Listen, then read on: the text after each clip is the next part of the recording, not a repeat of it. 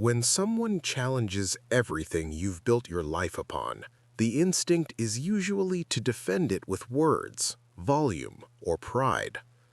Bruce Lee never did that. He believed truth didn't need noise. On a Friday afternoon in March of 1973, inside the controlled chaos of Los Angeles International Airport, that belief quietly revealed itself. Terminal 3 was alive with motion. Families herding children through plastic chairs, businessmen folded behind newspapers, students asleep on backpacks, the stale mix of jet fuel, burned coffee, and recycled air hanging heavy in the space. Flight announcements echoed endlessly, important and forgettable at the same time. In the middle of it all sat Bruce Lee, alone, unbothered, folded into a row of connected seats near his gate. He wasn't performing, he wasn't teaching, he wasn't aware he was about to become part of a story that would live longer than most of the films he made. He wore simple clothes, a black turtleneck, dark trousers, a jacket resting beside him, his carry-on at his feet. Reading glasses perched lightly on his face, turning the world's most dangerous martial artist into what he truly was, a scholar of movement. In his hands was a working manuscript, pages filled with margins marked and revised, ideas evolving in ink. He had trained before sunrise that day, miles run, heavy bag punished, joints pushed beyond comfort, yet his posture was relaxed, his breathing slow, his presence quiet. Bruce Lee at rest never looked intimidating. That illusion fooled many people. Across the terminal, a man entered with purpose. Taller, heavier, wearing a white judo uniform, belt darkened by years of wear. This wasn't a costume or a stunt. This was someone forged by discipline. 15 years of training, competition, teaching, confidence earned, not imagined. When his eyes landed on Bruce Lee, something hardened behind them. Recognition, yes, but also resentment.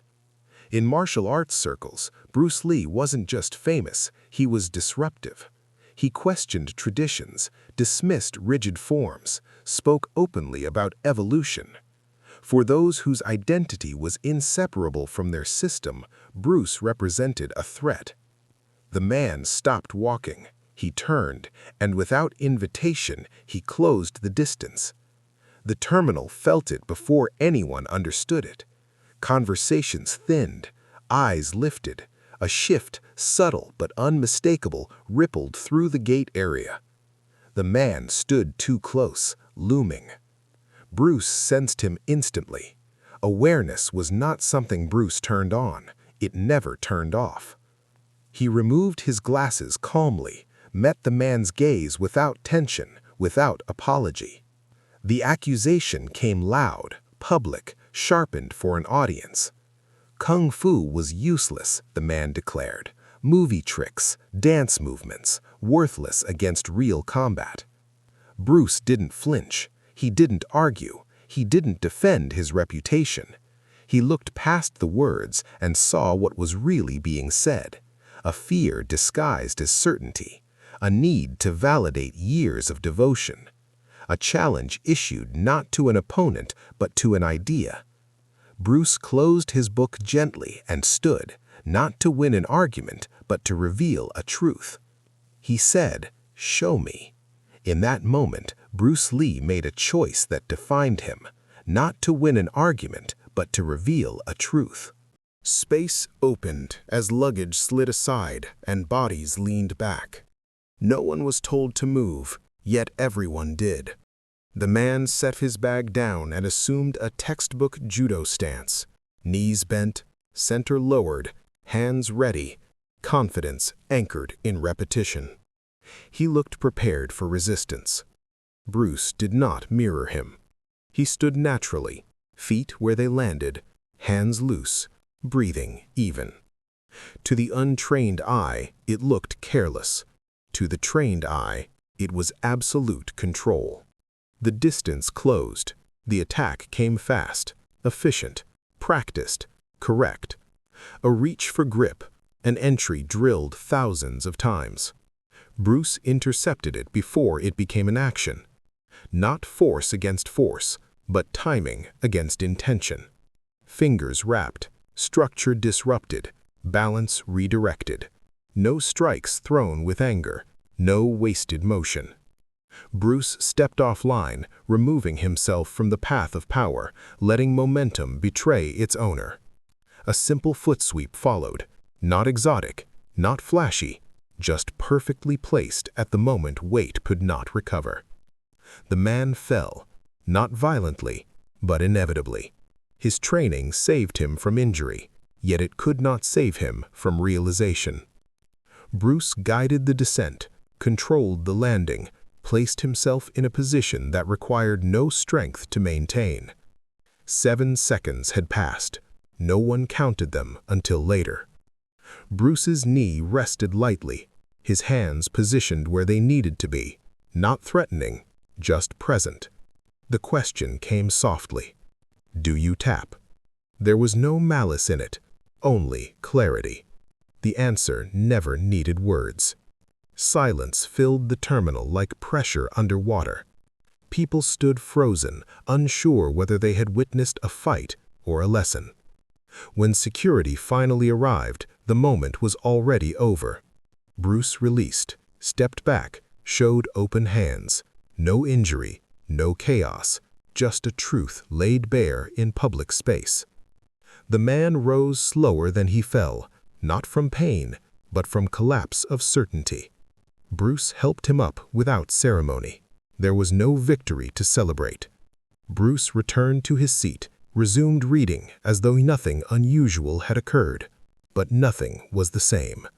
The challenge had ended without humiliation, without dominance, without spectacle, and that was precisely why it cut so deeply. When the man finally spoke, his voice carried confusion rather than anger. He wanted to understand how 15 years could dissolve so quickly. Bruce explained without condescension. Systems, he said, are optimized for rules. Reality has none. Training against agreement creates blindness. Effectiveness demands adaptability.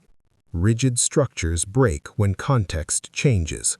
Water does not. The man listened. Ego loosened its grip.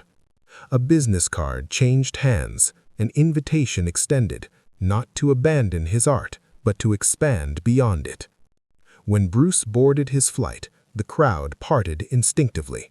No applause followed him, no cheers, just quiet recalibration among those who had watched a myth behave like a teacher.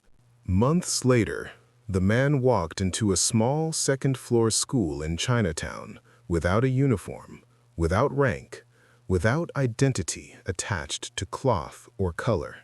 He walked in as a beginner. Bruce acknowledged him without ceremony. In that space, past achievements held no weight.